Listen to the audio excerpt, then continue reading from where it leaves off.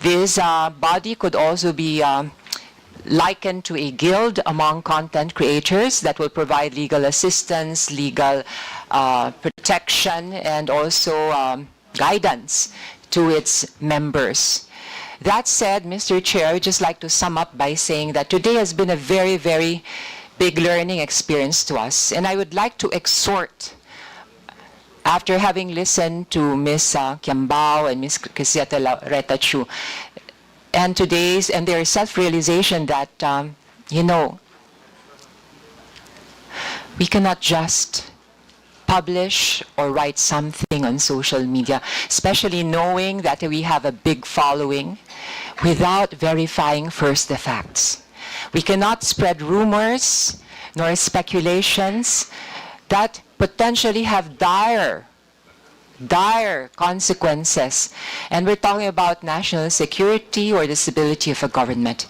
Unless, of course, that is the reason why some people, some bloggers actually practice this, which is to destabilize, which is also to mislead people, to shape public opinion, and put it at the service of political interests. Now, that for me would be a betrayal of, if you are a journalist, your calling to uphold the truth.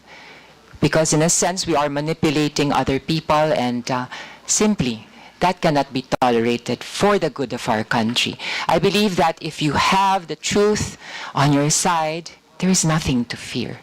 And whether you're on the side of the government or the opposition, of course, I have always believed, and it is freely practiced during this administration, your voices now are being allowed and heard under the Marcos administration. Take a look back during the previous administration. Could you hear critical voices? Could you hear voices of dissent? The ones who were brave enough to express their voices of dissent were imprisoned 7 years without a firm conviction, without due process. So, having these democratic freedoms guaranteed by the present administration, maybe it is also an invitation and a calling that lubos-lubusin na natin ang pagiging demokratiko. Lubos-lubusin na rin natin ang pagiging makatotohanan. If you are to criticize this government, please do it with facts on your hands. Hindi lang yung speculations, hindi lang yung rumors. Kasi that's being unfair, Mr. Chair. So with that, I submit to the committee also my proposal once more about the creation of a Digital Council of the Philippines. I sent a briefer to Secretary Ruiz, and this afternoon actually I'll be joining you at the CICP to encourage the stakeholders to take the initiative and form a Digital Council of the Philippines, and then we can work on the rules. But one thing I can guarantee, as a journalist myself, I understand where you're coming from, and I do respect that constitutional right to freedom of expression. But as a lawmaker, I'm fully aware that the state has a duty to regulate the exercise of this constitutional freedom by applying the least restrictive means. So, yun lang po, Mr. Chair, at nagpapasalamat ako sa oras na binigay niyo sa akin. Thank you, Representative Roman. Next interpolator will be Deputy Speaker.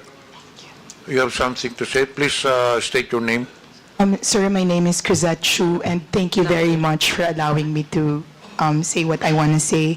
This is just in relation to what Congresswoman Geraldine Roman said, that MG and I were, we had issues about about the mistakes that we said. Sir, right now, as I'm scrolling through Facebook, I just want to say that I'm also a victim of fake news. Because it's on Facebook and on GMA that it says na I said sorry for saying mass resignation. I did not say mass resignation, sir. I said may mga nag-resign daw. The mass resignation was not on my end. So in the interest of everyone's protection, not just for social media, even for us, kasi we're also citizens of the Philippines, can you also correct? Na I never said mass resignation, but in your news it said that I admitted, I'm crying because I'm admitting na nagkamali ako sa mass resignation. I never said that, and my post is still up. So could you kindly also correct your news, GMA? Thank you, sir, for allowing me to say I really appreciate That this. is noted, but that is not our responsibility. That would be the responsibility who made the news. Anyway, please, okay na. Mr. Chair? Yes, you are recognized. No, she was the first one. Itong, yeah. Ms. Krizette Chu, sir, thank you very much, sir. No, this, yeah, you. State your name, please. Celiz, I'm president of Verifiles. It's a non-profit media organization. We do a lot of fact-checking. Yeah, okay. So, okay. Pakilapit lang po yung mic kasi may problema Yeah, tayo sa audio. Verifiles is signatory to the International Fact-Checking Network. It's an organization of more than 200 fact-checkers all over the world, and it's to be a signatory of IFCN. It's like having a good housekeeping seal, you know.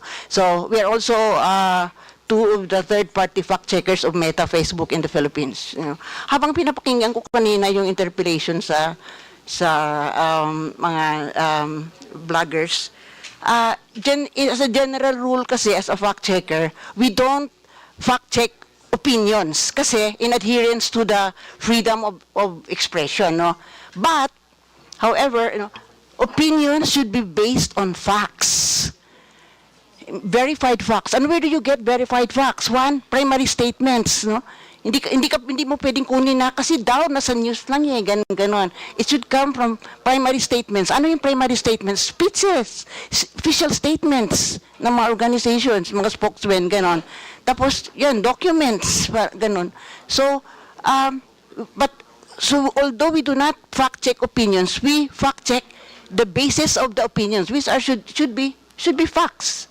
You know, so because diba, you are entitled to to paraphrase an American senator, you are entitled to your opinion, but you are not entitled to your facts. Yun. So, ang isa pang sabihin ko is, I think I agree with I like the idea of a registry of content creators. Kasi I think as a start, we can, maybe the mechanics can be tested out later, but as a start, it's good to have that body to more or less oversee the bloggers. Kasi sa ngayon kasi parang it's a wild west yung yung social media. Tapos ang isa rin siguro na dapat yan nga na-mention, I think ni Representative Roman, yung code of conduct. So maybe that can be included in the registry of content creators. So yun lang po yung maano ko. Thank you. There was another resource person who raised his or right hand. Please identify yourself. MJ Kiambao po. MJ Kiambao Reyes. Siguro po sa next hearing, pwede rin pong patawag yung nagsulat nitong fake news about us in the spirit of fairness. And I would also like to, yun pong pag-iyak ko at yung walang patid na pag-apologize ko is coming from the fact na dahil ayoko pong makontempt, ayoko pong ma-detain, dahil may dalawa po akong nasa critical condition na nanay at mother-in-law. Yun po yun. Pero sa mainstream media at social media ngayon, pinagtatawanan ako dahil nag-apologize ako at tinawag akong tanga. But I cannot forgive myself if I don't speak now and tell you the truth. I'm just really afraid na ma-detain at this time. At this time kasi may dalawa akong nasa critical condition na naka-bedridden na nanay at mother-in-law na nasa late stage na anytime they die. I don't want to be detained and wala ako sa tabi nila. Ayun lang po, Mr. Chair. Ms. MJ, at Point this of point order. in time, this committee has no plans of detaining you. Was there a motion? There was no motion. So we will proceed with the next interpellator. Mr. Chair, I just wanted to point out that although I understand Well, I'm trying to understand where the concerns